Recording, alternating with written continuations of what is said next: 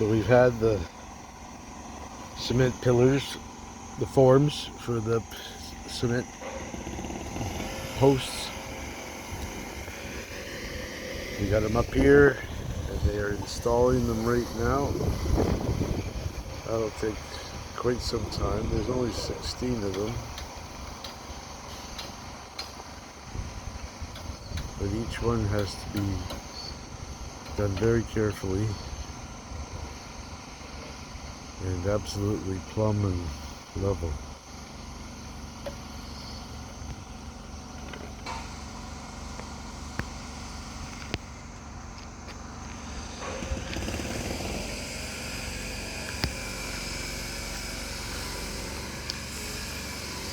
Oh, you almost feel like you could dive right into the pool right from here.